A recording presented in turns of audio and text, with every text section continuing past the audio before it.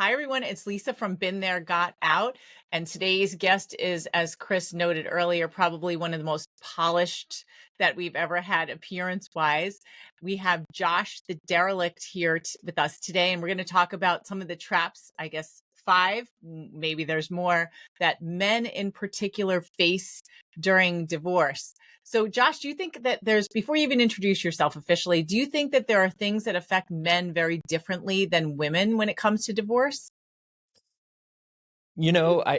There's similar and different, right? So first, I just wanted to say thank you for having me on and also for saying polished, even though I think you were talking about the studio, but I'll just No, pretend you're I'm talking talking about about me as well. this. Yeah, there definitely is. So I wrote a book called The Five Traps Men Face When Going Through Divorce and How to Triumph Over Them. And frankly, it really applies to men and women. It's not gender specific. It's not sex specific. It really applies to both of them.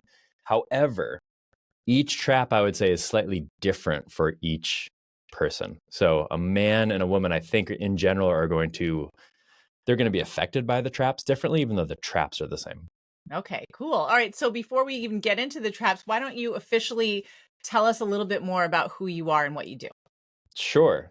So let's just start with the name, because somebody might have heard you introduce me and they're like, what the hell is that? So Yeah. Josh the Derelict, the reason that I go by that, and if you want to find me anywhere online, social media, etc., that's what you search for. Why? So derelict means abandoned, cast aside, thrown aside. It's often used in terms of nautical terms, like a broken down ship or a vessel. If you Google derelict, you're going to see a bunch of broken down buildings and homeless people and that sort of thing. And the idea is something that's been cast aside, thrown aside, unattended to. Why would I brand myself that way? Because that's not who I really think that I am, or anyone is for that matter. Why would I brand myself that way? Well, the reason is because when I went through my divorce, my very, very highly contentious divorce, 6 figures in attorneys, courts for years, I've seen a lot of it. I'm not saying I had the worst one by any stretch of the imagination, but I can relate to all the people that have had a bad divorce and even years later still end up in court every once in a while whenever she decides that she wants to take me to court. So I can relate. So why derelict? Well, the reason why is because I really felt that way when I went through my divorce. I lost a lot of my family and friends and church and just a bunch of people. It's just this time. I think what a lot of people don't realize about divorce, I mean, people realize that it's difficult. It's very hard to go through. But one thing I didn't have when I was going through my divorce is anybody that was helping me look at what does the other side of divorce actually look like? Not just how do you manage and deal with going through the process, which is very difficult and painful, but what does that actually look like on the other side? When I went through my divorce, I thought that my life was over. I was like, I don't even know. That's how much my marriage and my kids and everything meant to me. And I didn't realize that the best version of myself was waiting on the other side. So why derelict? Well, that's why, because I think that we often have to be thrown aside, cast to the other piece, abandoned, that sort of thing, in order to actually truly find ourselves. And that's what I believe happened to me, especially through my divorce.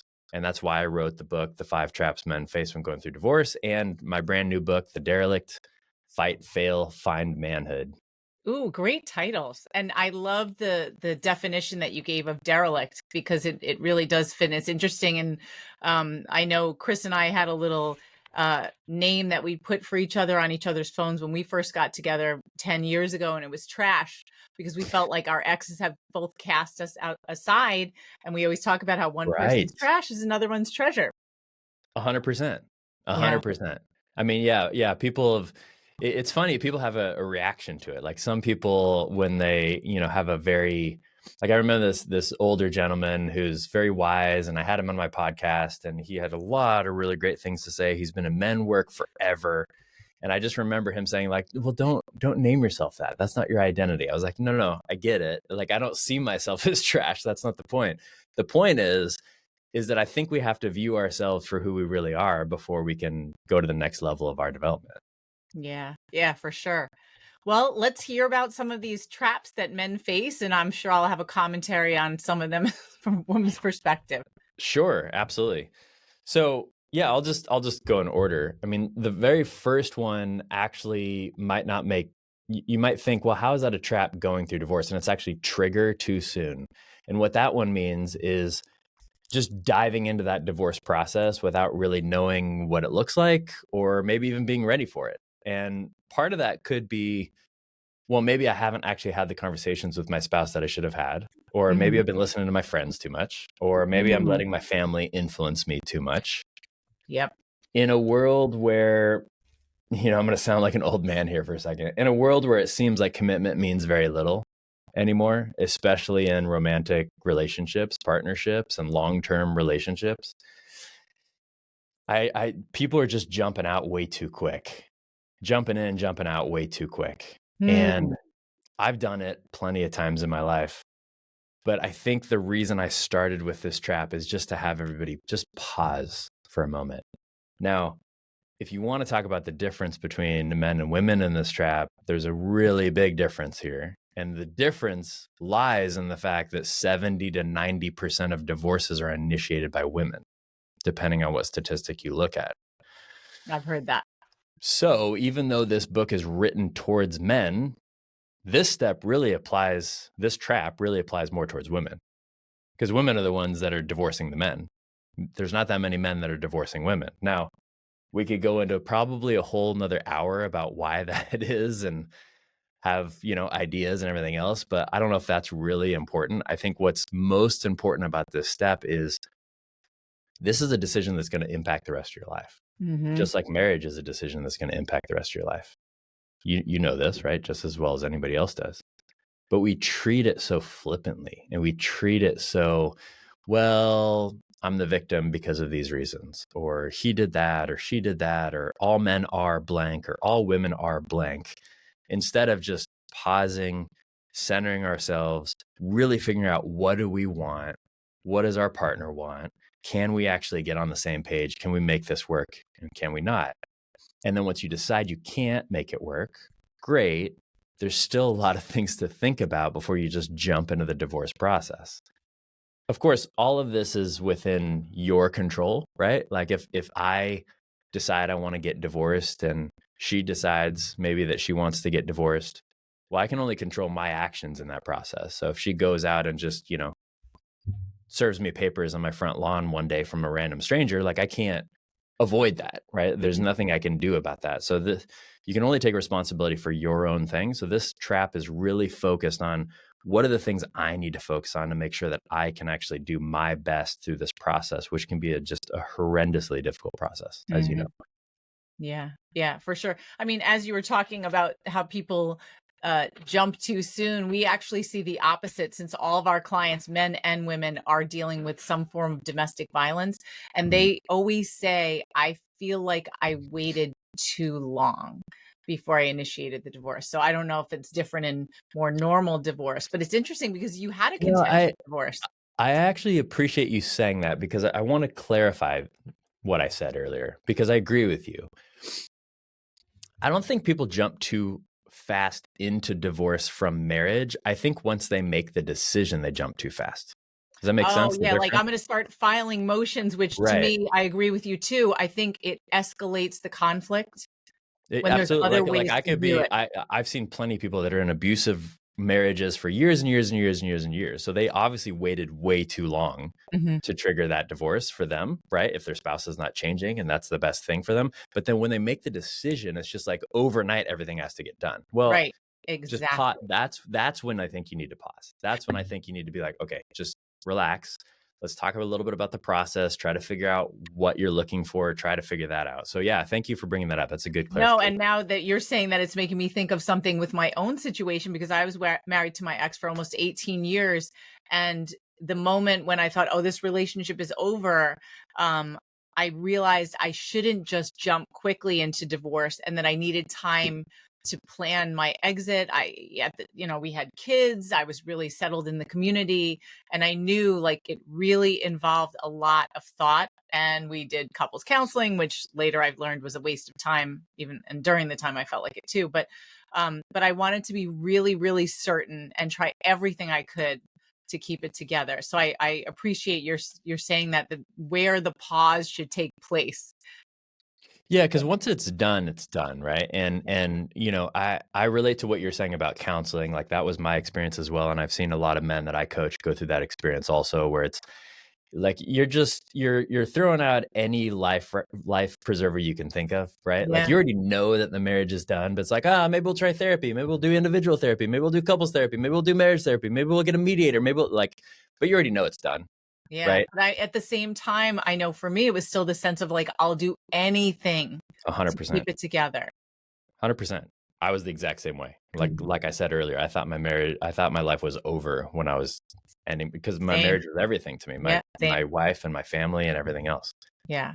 Yeah. So yeah. Yeah. So let's go to number 2. Yes. So number 2 is, we could spend all day on I number know. 1. Trust me. Number 2 is trusting the wrong team. Now this is a really big Mm. one, and I'll make it succinct.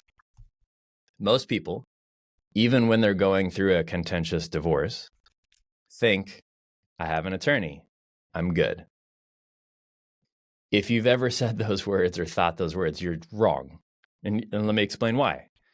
I thought the exact same thing. I thought, well, I wanted to do everything outside of the court, but she wanted an attorney, so I had to get an attorney, right? So I'm in this position where I don't even want an attorney anyway, but I have to get an attorney because I don't feel comfortable, doing that myself. It's not my Right. expertise. You don't know. Yeah. But here's the thing with attorneys that I found out, and this is true of, I mean, you can't use blanket statements, but every attorney I've ever met, this is true. They don't understand finances. That's a big one. And they do not want to deal with your emotional junk when you're going through it. Absolutely. Those 2 big things. Why are those important? Well, because then that means you're trusting the wrong team. So in trusting the wrong team, I talk about different people that might be involved. So yeah, of course, there could be the court, the judge, the mediator, the attorney. Those are obvious ones. But then have you thought about the financial expert that you might need on your team? I'll explain why in a moment. Have you thought about the coach, somebody like me that can actually help you walk through the process? It's not just a therapist, because a therapist isn't going to help you view 2.0 of yourself. A therapist's job is to deal with past trauma to bring you present. A coach's job is to bring you present into the future. That's the difference. So if you just want to get present, great, your therapist is good. Huge fan of therapists. Went to one for years during my divorce, not against therapists, but people expect therapists to bring them into the next level of their life, and that's not their job. That's not what they're trained to do. Just like people expect attorneys to be really good on the financial aspect, that's not their job. That's not what they do. So I have a lot of experience in this. I actually have a financial planning company as well on top of this, and I've been doing that for almost 20 years now, almost 2 decades. And here's the thing that I'll tell you. Attorneys do not understand numbers. They don't understand how to read tax returns. They don't understand, God forbid you have a business and you're going through this. They don't know how to do calculations. So it's nothing against attorneys. It's just, if you have anything more complicated than, I have literally the most simple thing ever in existence. If you have anything complicated financially whatsoever, I'd highly recommend you get a financial expert as well.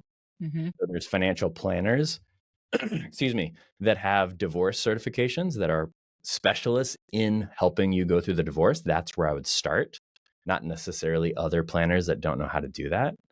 Or sometimes you might need an accountant, a forensic accountant, somebody like that can actually really look through things. That's really only if you have really complicated real estate businesses, etc.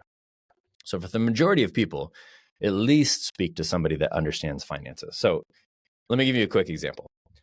Let's say that somebody's retiring and they have $1 million in their 401k. And this number, by the way, this could be any number. I'm just using $1 million because the math is easy in my head. This could be $100. Doesn't matter. Okay.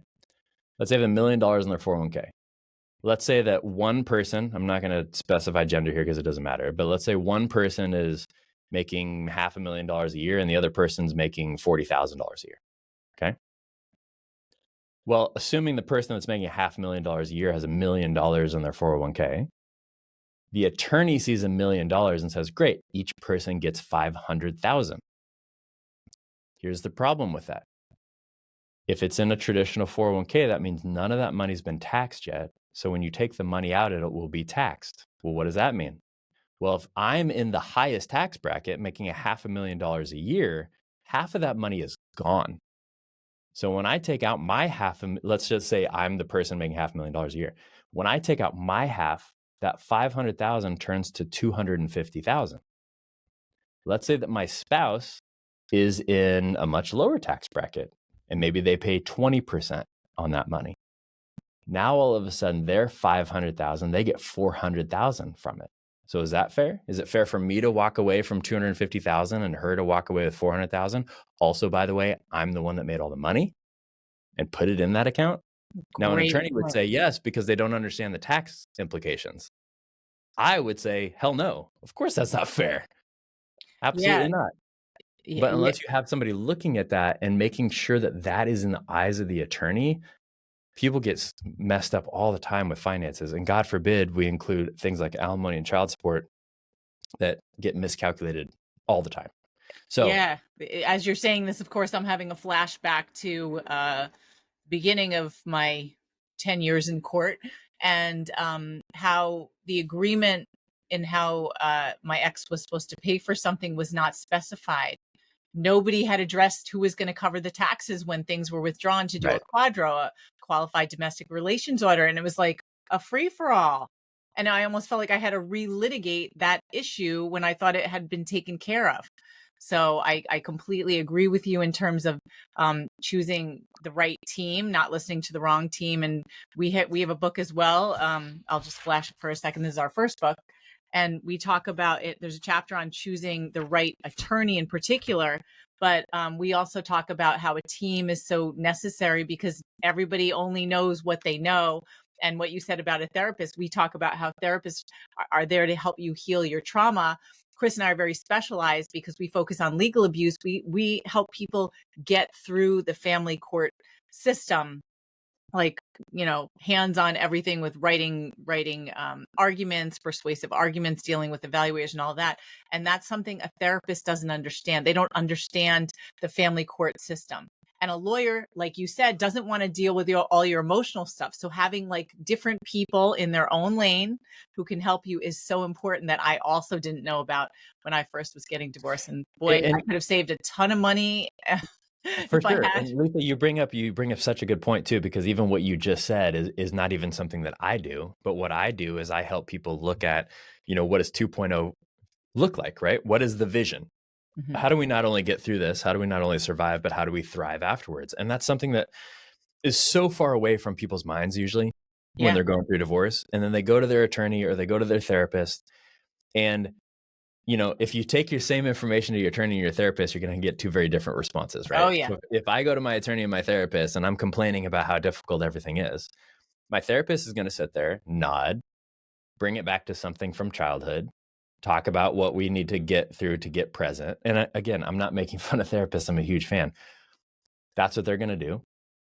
An attorney is going to try to cut me off and get back to the point so that they can keep billing me and then get me through the court proceeding. Right. I mean, that's their job. They want to get That's their you job. out. You're done. And there's nothing wrong with attorneys. Trust me. Right. But that's My their bacon has job. been saved with great attorneys. Yeah, I'm Yeah. a huge fan. Right. Huge fan. But there's no one that's like, well, okay, let's actually explore that a little bit. Let's actually try to figure out what this life looks like for you. I mean, Lisa, I would have saved years of my life trying to figure that out myself. I really wish that I had somebody like either one of us that could just help me, like, just give me some sort of a vision. And especially like, here, let's talk about gender here for a second. In general, women are much better at reaching out for help, just in general. True. They're much better at being collaborative, being communicative, joining groups, right? Being open and sharing experiences. That's just a general statement. I'm sure if this goes online, people are going to get mad at me for that statement. I don't care. It is It's going true. online, but we can talk about it. And here's the thing, men aren't, because oftentimes men are just taught, like, just deal with your stuff. Like, what, you don't need anybody. Like I say I'm going to a victim support group or I'm going to therapy and people are like, what did you do wrong? Versus a woman who says it and everybody's like, oh, good for you. So Yeah. just that connotation alone makes it so that as a man going through divorce, not only do you already feel super lonely, and especially if this is not something that you wanted, and then you have the attorney, and then the attorney doesn't really want to listen either, you're just kind of stuck. And you're like, well, I guess I just have to deal with it. I guess I just have to pick myself up by my bootstraps and just keep going, and hopefully it'll be okay. And that was definitely what I went through in my divorce. And I really wish that I would have had somebody that just was walking along with me to help me Yeah. view. So I don't think you know this, but so Chris and I, because we deal exclusively with extremely high conflict cases and we have male and female clients, a lot of our men tend to express the same things you do. They're like, they'll minimize their experience. They feel silly talking about it. If they cry when they're talking to us, they feel embarrassed and they apologize all the time. So we have a weekly legal abuse support group, and we do the very unusual thing of in the domestic violence space in particular, of blending our male and female clients together. And it is so amazing to see men and women supporting each other, but in particular, women supporting men. Like there was an incident with one of our clients, and all of our clients tend to be like very successful in other areas of their lives, especially in work. So one of our men was talking about how he has 2 young children. He was at a playground and at his kid's school playground, and his ex is like really involved with the PTA, the Parent Teacher Association. And so she's always at school, and, like it's a lot of women tend to do more with being at school in general. 95%. Yeah. 100%. So him being at the school and on the playground, he said that his ex would approach him and he always would feel like terrified, because he said it's like he would get really uncomfortable around her. He'd start to shake. But that he felt silly, because why would anybody believe that he was the victim here? And he's like, I don't know how to handle it. Like, I don't want her to keep coming up to me, and but no one's going to believe me if I start acting like she's the problem. So one of our female clients goes, I know what you can do. She said, I learned this somewhere, but practice this in the car first, because everyone needs to practice. She said, put your hand, when she comes up to you, put your hands up like this and say, now is not the time, or this is not the place, and raise your voice a little bit, because that way people will look and they'll see you going like this, and they'll sense that she's the problem. And she said, also, it's important for you to learn to get your voice back.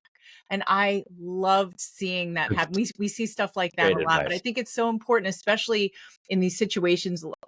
Most of our clients are dealing with custody issues, that men and women, protective parents, like healthy, loving parents, they want the same thing, but it's turned into such a gender battle with like who's, women are victims and men are like completely disagree. A lot of our most extreme abuse cases tend to be our men. And we have to keep reminding just our community that men tend not to talk as much. It doesn't mean that things aren't happening to them. It's that they can't open up. So I really I would say appreciate that's one reason. I think there's another reason as well. Let's hear it. So if you look at statistics, the majority of physical and sexual abuse cases that are, that somebody talks about are men to women. Okay. Those are just statistics, at least the ones that are presented, right? Like, to your point, there could be plenty that we don't know about that just aren't reported. I'm sure there are. Yeah. I'm sure there are as well. But let's just assume for a second that the majority of physical and sexual are men to women. Let's just assume that for a second. Well, the ones that don't get talked about are the emotional and the spiritual ones, which can be just as bad, if not worse. Exactly. However, with emotional and spiritual, there isn't a physical scar. There's no physical evidence. There's actually maybe no evidence whatsoever. So it can be much more insidious. It can be much more difficult to prove that there actually was any. Think about it. How do you prove emotional or spiritual abuse unless something's in writing? But if it's just all verbal hearsay, it's almost impossible. So I agree with you that men don't speak out as much because of the fact that we're often told in society that we're the problem in the first place. So how could I possibly be a victim if I'm the problem? I mean, I'm a middle-class white male, so I'm basically the middle-aged. I'm basically the problem in all areas of life, according to some people, just because of what I look like. Yeah. So how would I be able to speak out about that? Mm-hmm.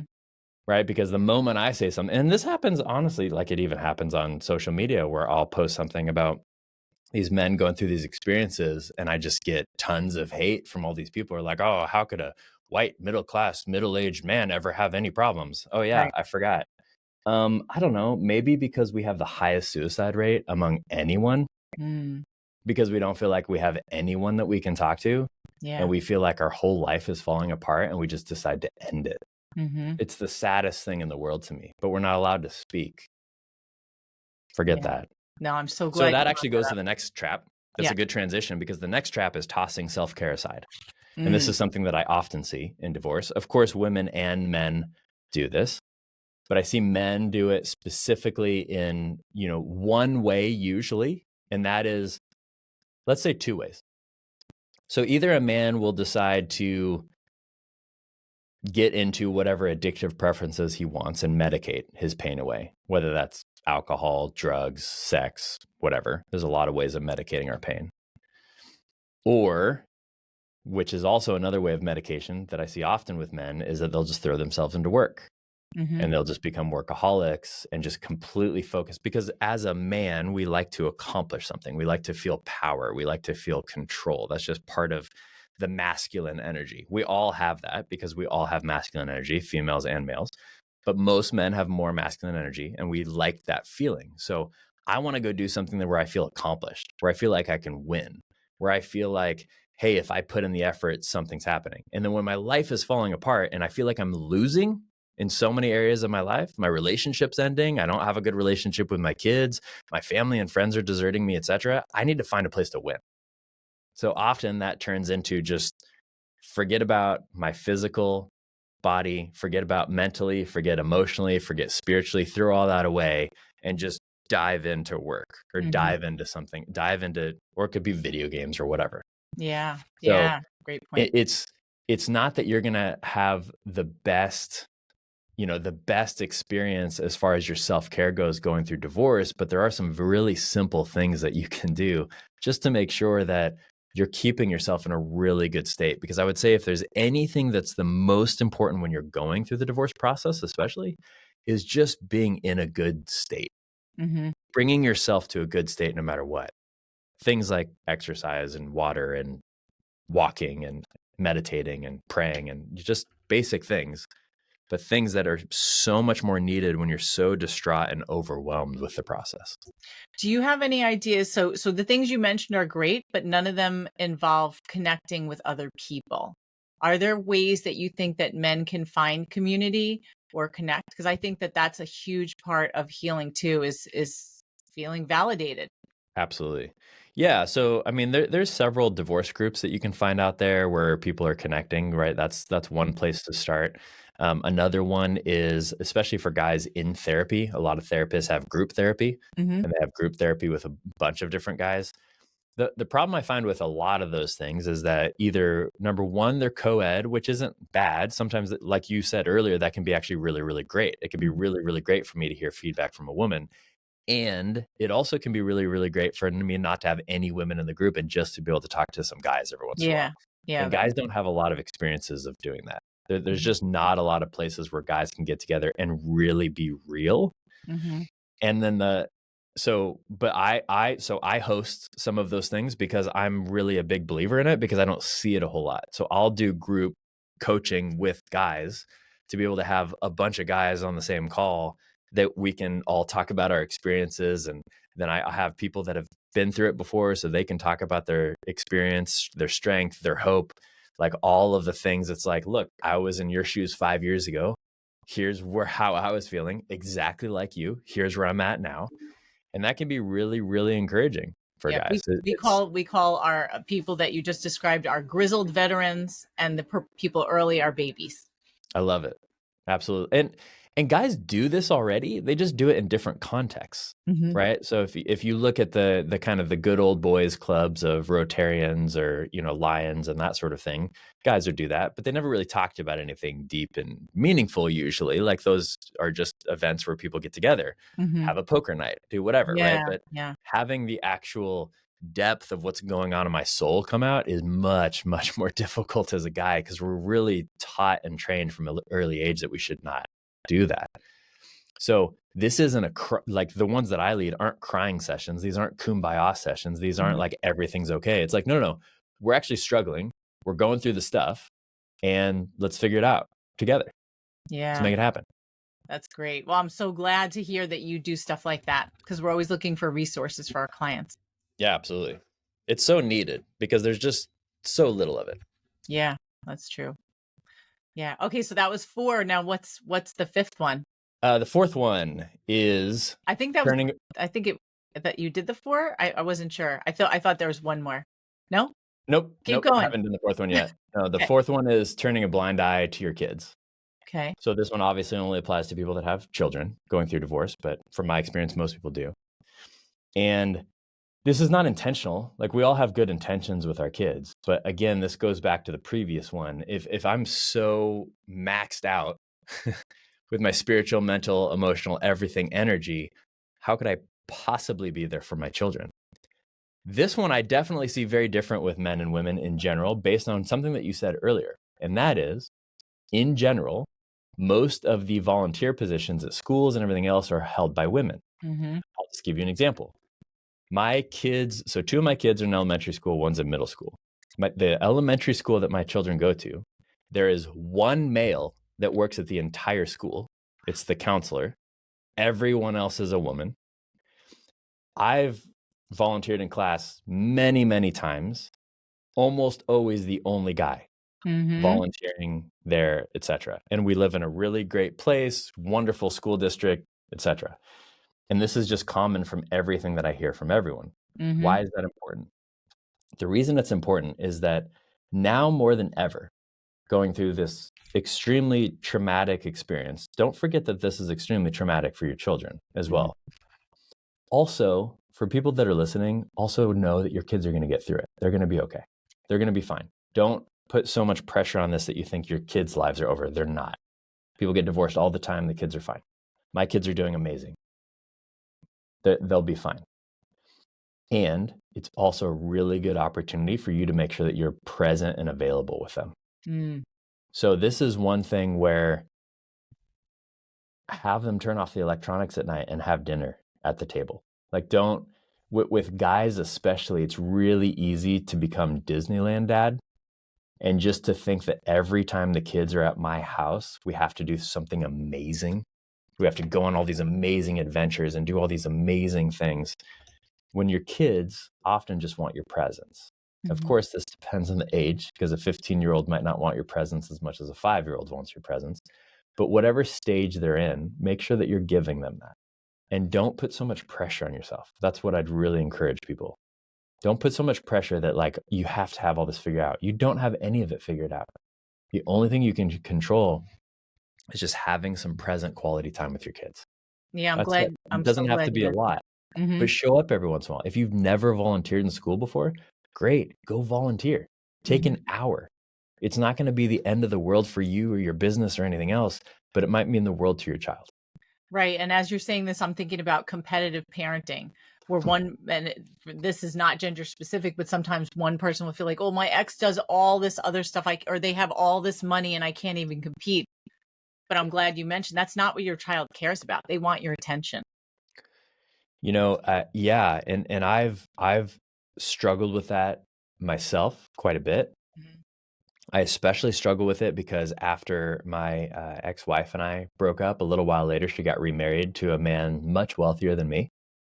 So I really went through that a lot of and I make great money. We do pretty much everything that we want. Like it's not like I'm struggling over here, but there is still that sense of like, oh man, I'm not as good. And when you're already feeling not as good because you're going through this, anything like that just gets magnified and amplified. But here's my message to anybody listening to this. It gets better. I promise you. It does. And people told me that all the time. And I was like, that's BS. No, it doesn't. It does. But it only gets better if you work on yourself. I was just about to say, with the right support. It's yeah. And I would say support for yourself. Like here's the deal. A lot of people, and we'll go into step 5 here because this actually translates really well. So the biggest trap that I see anyone go through. So when I wrote this book, by the way, I went to a couple dozen people, friends, people that I've coached, attorneys, therapists. I tried to take the whole spectrum. And I asked them, what are the biggest things that mistakes you made when you went through your divorce, or people that you work with? This was the number one answer from all of them. And that was, that they got into another relationship too soon. Really? So trap number 5 is tanking relationships post-divorce. Now there's 2 relationships to talk about here. Number 1 is your ex, and number 2 is your future whoever. Okay. So number 1 for your ex, here's the common things that I see. People tend to fall on a spectrum with this. They're either super contentious and absolutely hate their ex and are talking trash about him all the time, or they're way too friendly with their ex and they're so friendly and so connected that their kids are confused. Mm-hmm. Both of those are just as bad, by the way. Your kids see you yelling at each other and you're talking crap about your ex. Trust me, not going to go well with your kids. It's also not going to go well with you. It just won't. Even calling your ex is a bad idea. So here's what I recommend people do, especially when you have children. Call it your kid's mom. Call her or him your kid's mom or dad. Mm-hmm. Because what I realized that did to me mentally is that instead of thinking ex, which ex means marriage failed, right? Yeah. If I then think of kid's mom instead, I'm like, oh, that brings a smile to my face every time I say it, because my kids are my world and I love my children. So if I can put her in that context, no matter what she does to me, if I just remember kid's mom, that helps me a lot. That's great. Let alone saying it to your children or other people, by the way. Because even if you're not saying this to yourself, but you're saying it to other people, it still is going to have a negative connotation in your brain. So that's one. The other one that I've seen more often than I expected to see, is people being too friendly with their ex and being confusing and having confusing boundaries, and then having the kids think, oh, maybe mom and dad are going to get back together. And when the kids are really little, that's a terrible, terrible, terrible, terrible, terrible thing. The healthiest thing for your children is for them to know that mom and dad are never getting back together, ever. The end. Done. Now, might you get back together in the future? Sure. But your children need to think it's done. Because if they don't, they're going to be so confused and they're going to have this bad hope, and then they're going to get wrecked over and over and over again. Trust me, I've seen it so many times.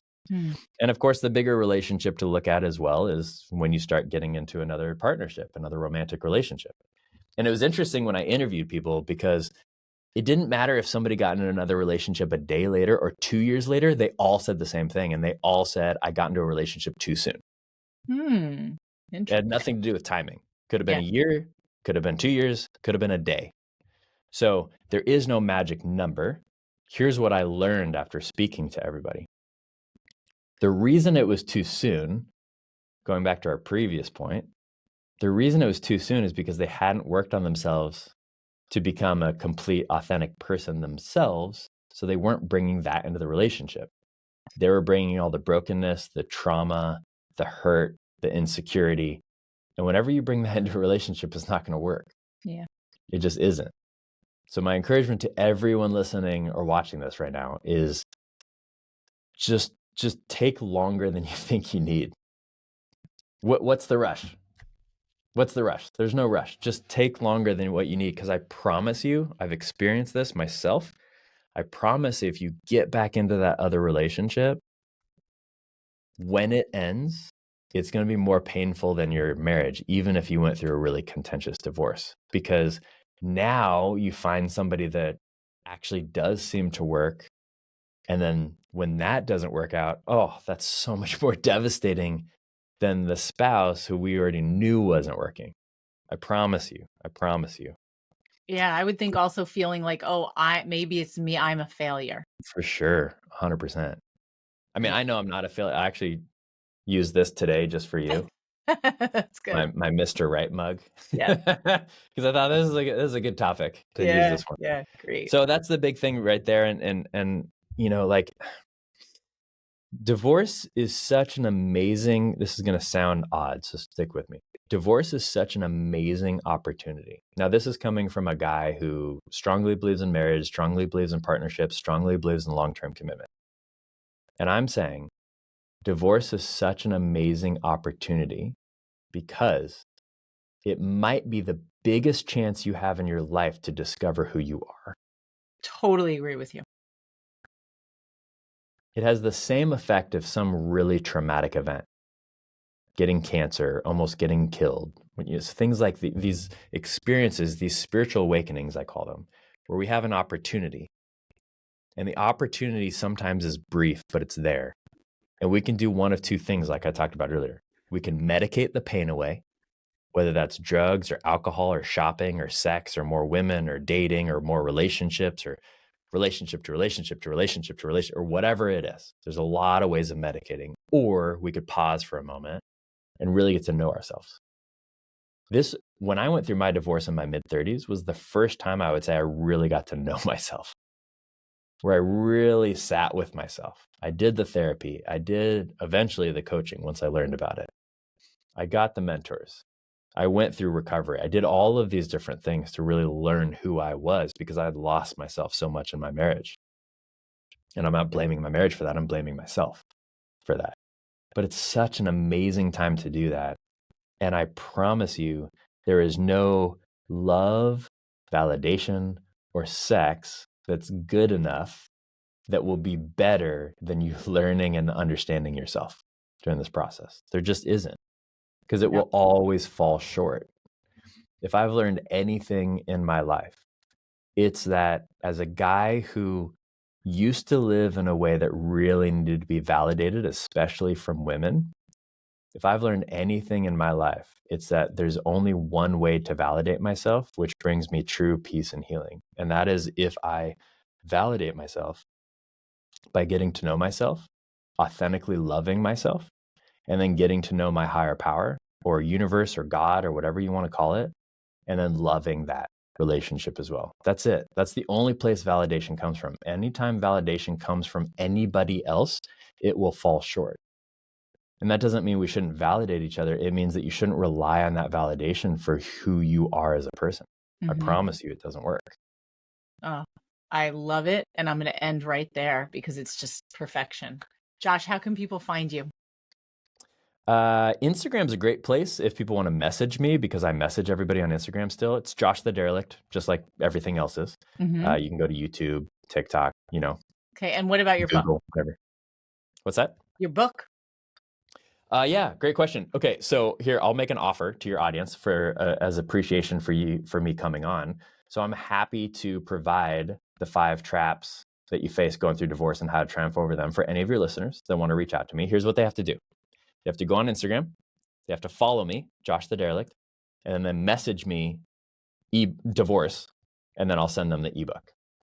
Great. All right. Happy to do that. And I do have to just make a small plug because I'm super excited for my new book that's just coming out. It's called The Derelict: Fight, Fail, Find Manhood.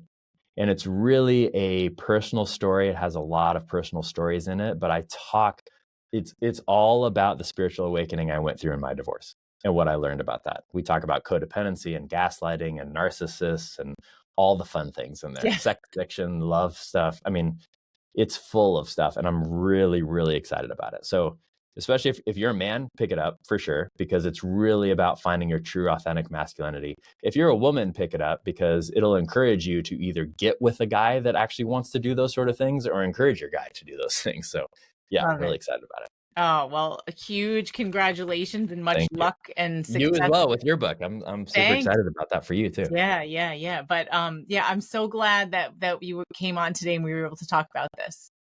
This is going to help a lot. Thank you so much for having me. I really appreciate you, Lisa. Yes, let's stay in touch. Okay. All right, take care.